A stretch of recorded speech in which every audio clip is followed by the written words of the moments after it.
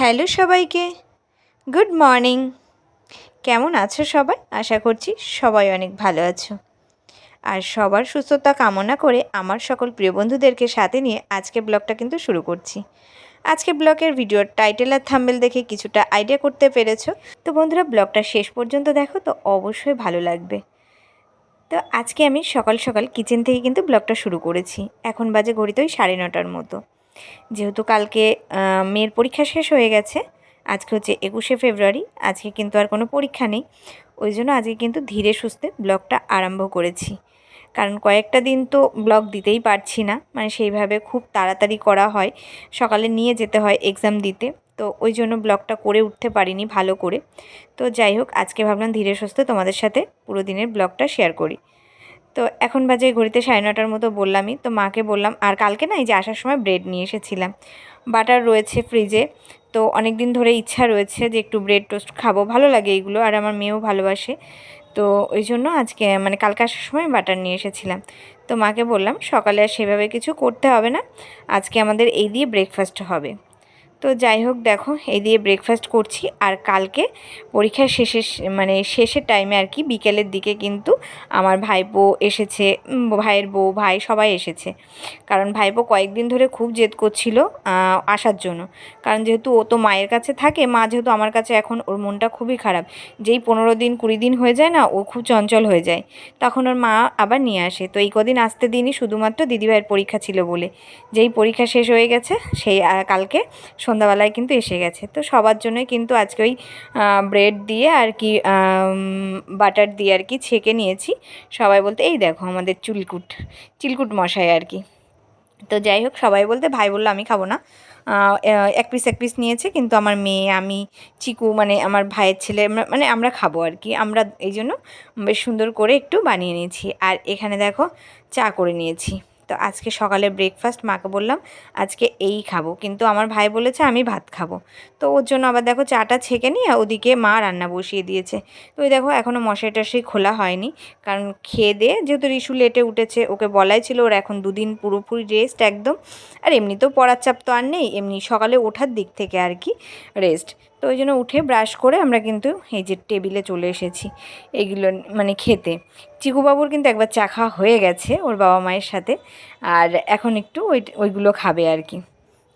তো চলো, এই দেখো এইভাবে আমরা এখন সকালে ব্রেকফাস্টটা সেরে ফেলি। ট্রাই খেতে পারবে না, আমি তো বেড টোস্টার তো আমি খেতে হয়। মাখন কোথায় লাগি লাগিয়েছি বা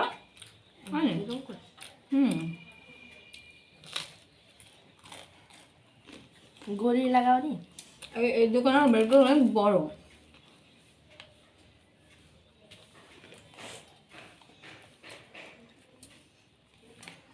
মাখন দেখতে তো আস্তে খা ভাই। ভালো দেখা বলে দেখো খাচ্ছি আমরা।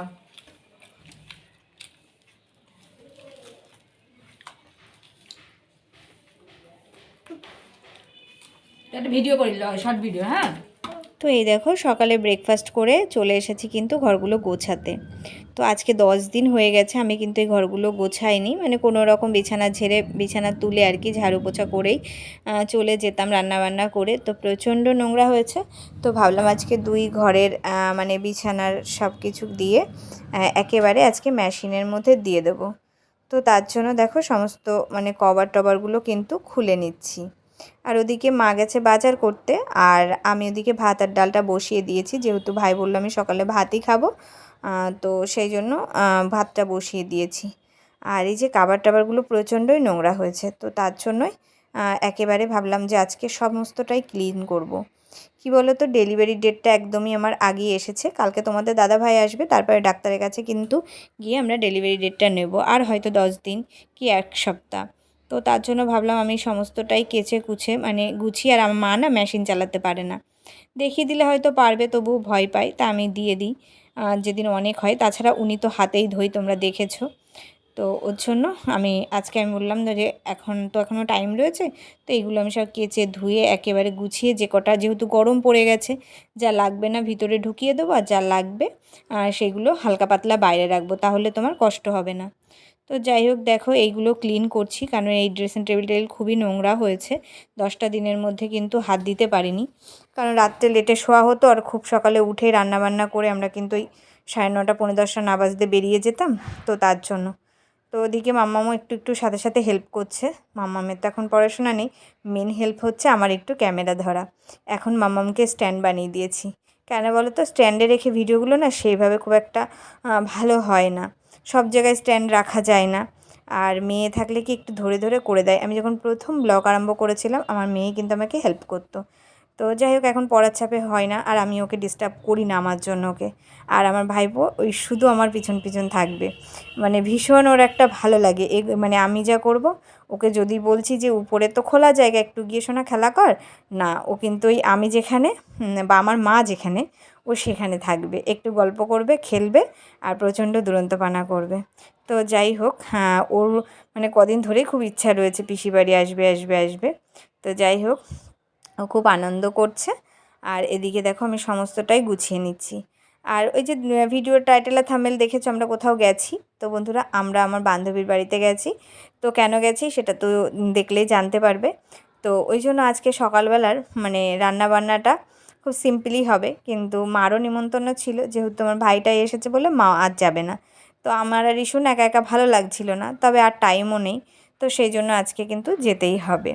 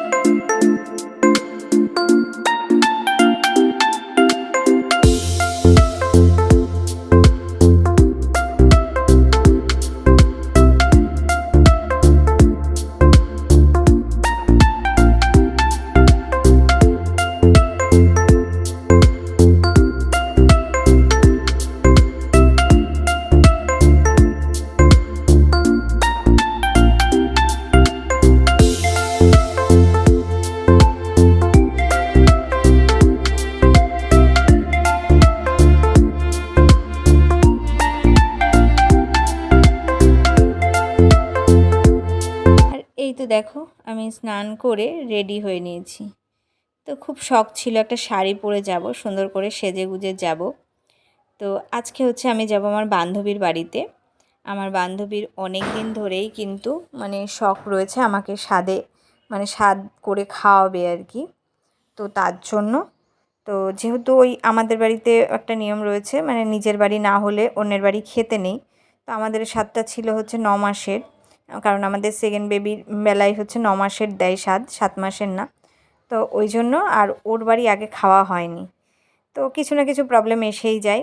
তো যেহেতু 9 মাসের যখন স্বাদ হয়ে যায়, তারপর তার 1 সপ্তাহ পরই হয় মেয়ের ছিল পরীক্ষা আর কি, 10 দিন পর আর কি পরীক্ষা। তো আমি নীলিমায় বলেছিলাম পরীক্ষাটা হয়ে যাক, আমি ভালো থাকলে অবশ্যই যাব।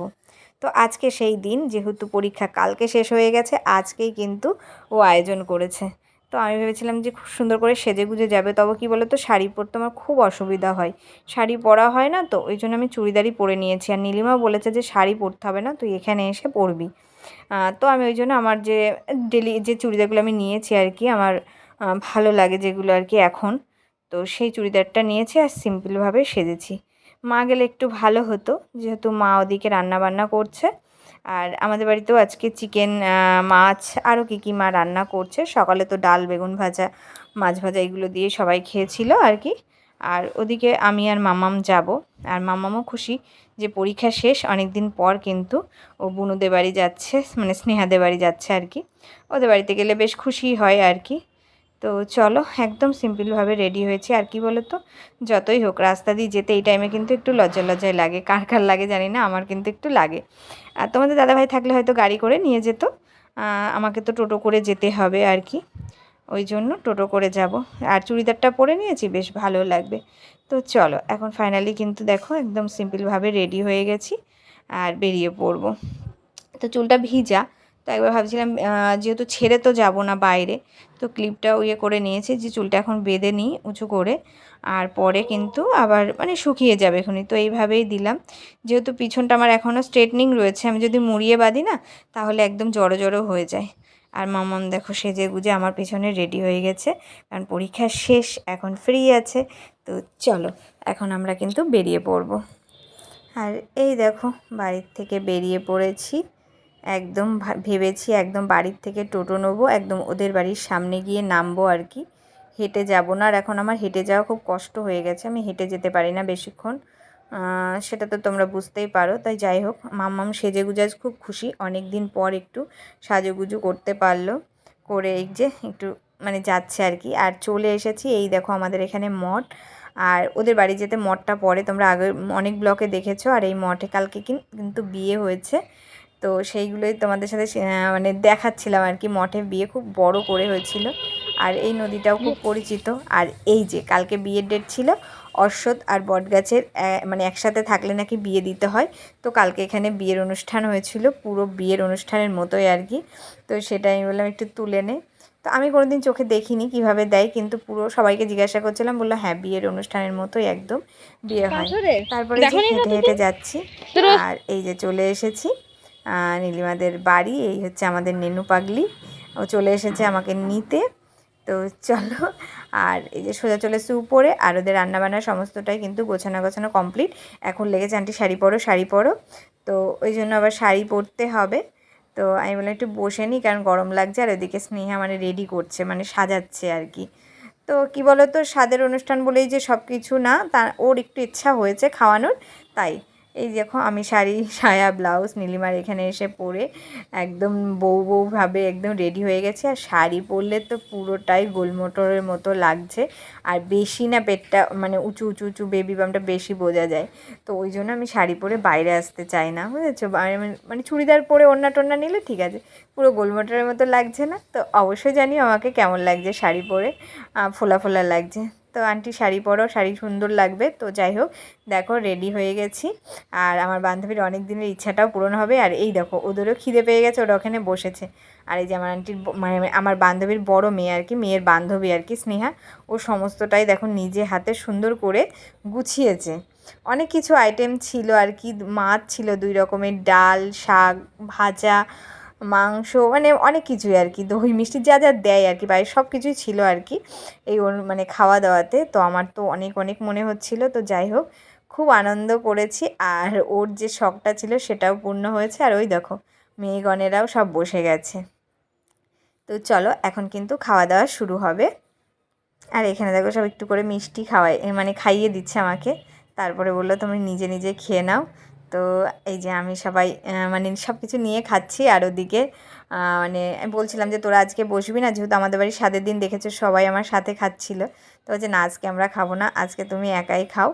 তো এখানে আমি খাচ্ছিলাম, আর ওদিকে রিশু খেতে বসে গেছে, কারণ ও সকালে আজকে ভাত খেয়েছিল না বাড়িতে, ওই যে ব্রেড টোস্ট খেয়েছে। তো গিয়ে বলেছে আন্টি আমার খিদে পেয়ে গেছে, বসেছে।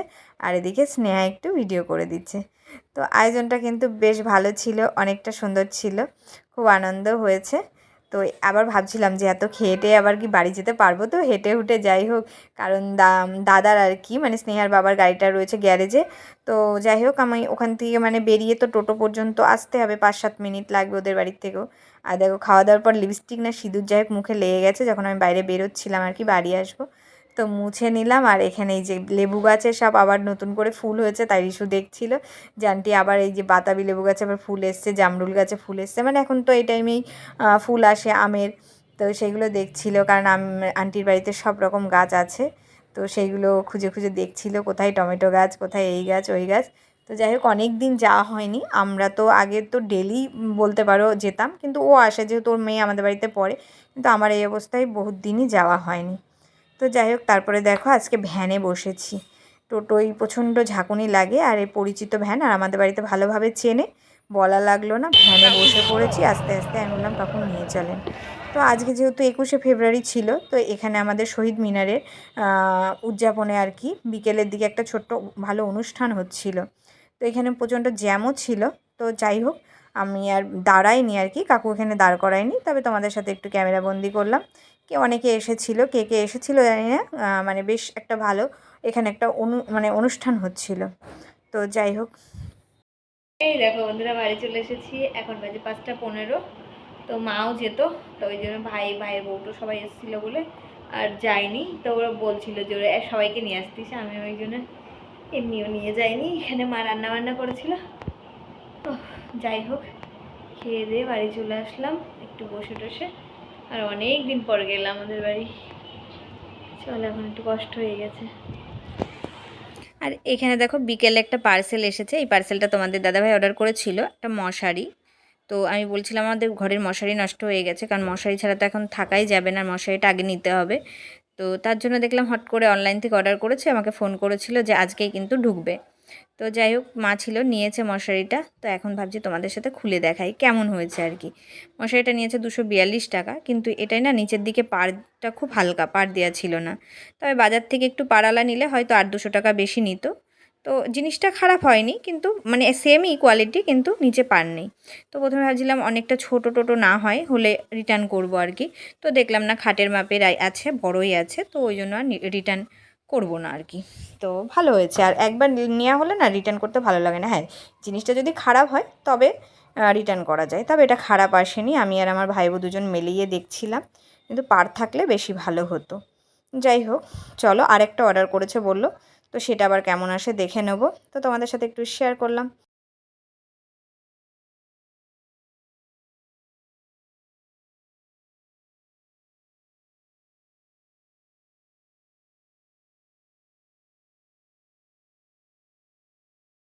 তো তারপরে দেখো রাতের ডিনারে করেছিল মা লুচি আর মাংস। এই হচ্ছে রাতের ডিনার। তো আমার সেভাবে খেতে ইচ্ছা করছিল না, কারণ পেটটা ভরা ছিল। তো যাই হোক, এক পিস খেয়েছিলাম। তো বন্ধুরা, আজকে ভিডিওটা এখানেই শেষ করছি। ব্লগটা কেমন লাগলো অবশ্যই কমেন্টে জানিও। আর ভিডিওটা ভালো লাগলে লাইক কমেন্ট করে পাশে থেকো। এখনকার মতো